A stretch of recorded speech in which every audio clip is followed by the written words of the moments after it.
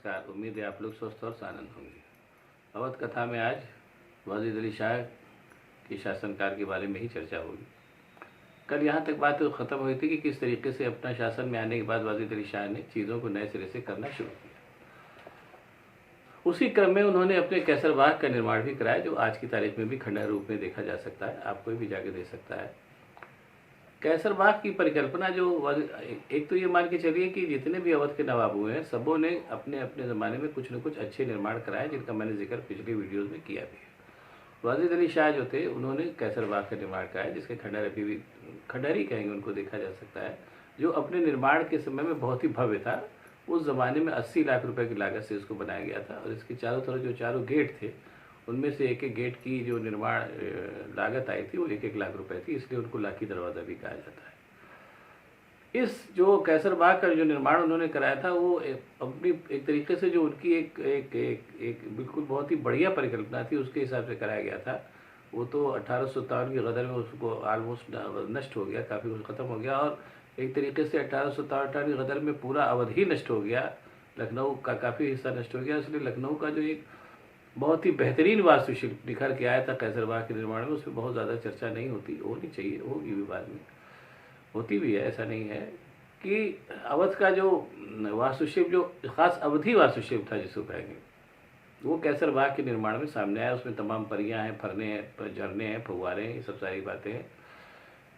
अवध में जो जब अवध का राज्य शुरू हुआ और एक तरीके से क्या नाम है, आसिफुद्दौला के समय से लेकर के ऑनवर्ड्स, लखनऊ को तो राजधानी आसिफुद्दौला नहीं बनाया, आसिफुद्दौला से लेकर के ऑनवर्ड्स जो अवध का वास्तुशिल्प था वो मोटे तौर पर यूरोपियन वास्तुशिल्प से बहुत प्रभावित रहा है। जितनी भी क्या नाम है अवध की आसिफुद्दौला ऑनवर्ड्स जितने भी नवाबों ने जो भी बनवाया उसमें यूरोपियन वास्तुशिल्प का खासा प्रभाव रहा। इटालियन वास्तुशिल्प, फ्रेंच वजह से आपका ये कॉन्स्टेंशिया बना हुआ है, ला मार्टिनियर कॉलेज, वो पहले इमारत वो उसको आप देखिए एकदम फ्रेंच स्टाइल में बनी हुई है, या जो आपको क्या नाम छतर मंजिल है वो इटालियन उसमें बना हुआ है, ये सब सारी होती थी।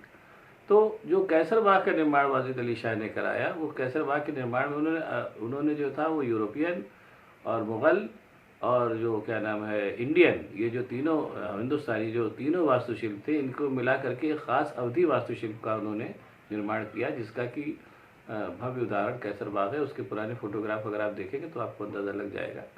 पहले कभी भी परियों वगैरह का इस्तेमाल जो था वो नहीं होता था, वहाँ पर हुआ वो।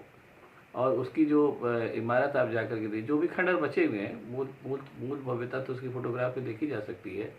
उसका जो पूरा जो विन्यास है, जो पूरा सोच है उसकी, वो उसमें आपको कहीं पर यूरोपियन वास्तुशिल्प दिखेगा, कहीं इंडियन वास्तुशिल्प दिखेगा, कहीं मुग़ल वास्तुशिल्प दिखेगा। ये पूरा कुल मिला करके एक जो उस समय का जो तीन उस समय मुख्य वास्तुशिल्प थे हिंदुस्तान में जो चल रहे थे, एक इंडियन, एक मुग़ल और एक क्या नाम है क्या ये यूरोपियन, इन तीनों को मिला करके जो ख़ास वास्तुशिल्प का एक वहाँ पर निर्माण हुआ, जिसको अवधी वास्तुशिल्प आप कह सकते हैं, जिस पे कालांतर में बहुत काम नहीं हुआ क्योंकि वो अवध राज्य ही ख़त्म हो गया।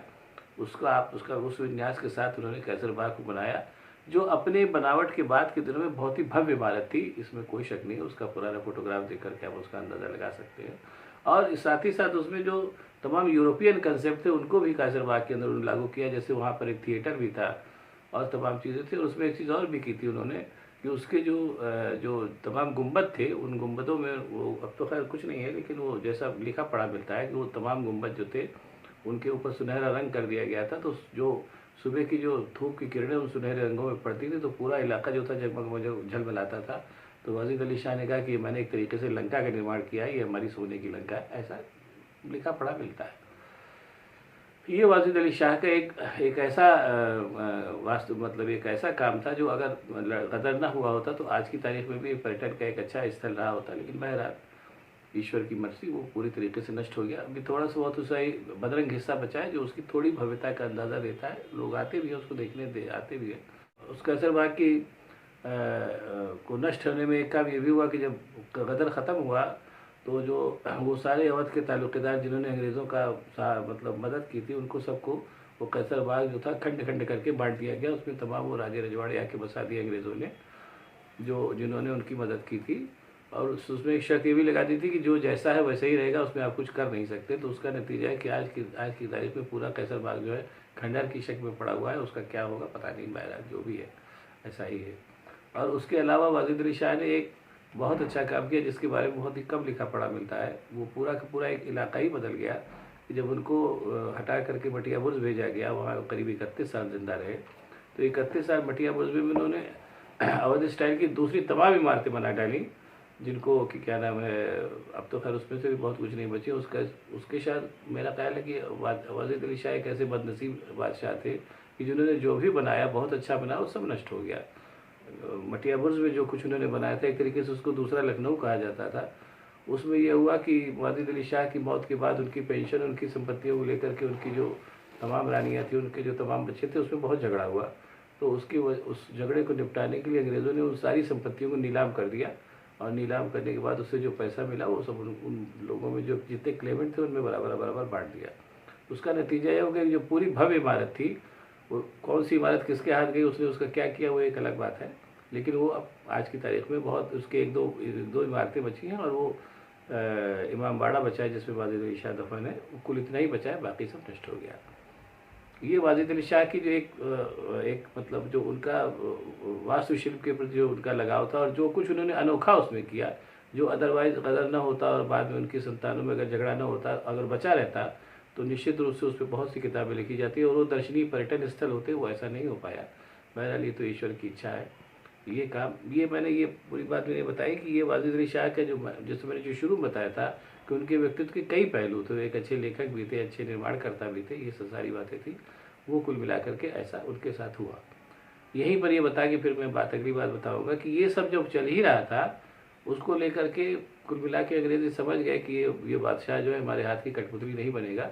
तो फिर अवध को आखिरी तौर पर कब्जा कर लेने की इसकी क्या नाम है स्थितियाँ तैयार होने लगी, और जो था वो उस स्थितियों के लिए एक बाकायदा क्या नाम है वाइस उस समय लेफ्टिनेंट गवर्नर जनरल होता था, गवर्नर जनरल ने एक बाकायदा कमेटी भेजी जिसने अवध का दौरा करके एक रिपोर्ट भेजी।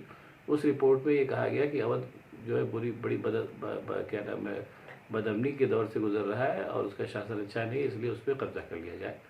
इसकी आगे कथा मैं आपको अगली वीडियो में बताऊँगा। तब तक के लिए धन्यवाद। अब आपको अगर ये वीडियो पसंद आए तो इसको देखिए, पसंद करिए, लाइक करिए, साथ ही साथ मेरे चैनल को सब्सक्राइब करिए। और हाँ, एक बात और मैं फिर ये कह के ख़त्म करूँगा कि जैसा मैंने पहले भी कहा था कि अवध की पॉलिटिकल हिस्ट्री आप सब लोगों को ज़रूर जानी चाहिए, ख़ासतौर से जो इस इलाके के रहने वाले हैं।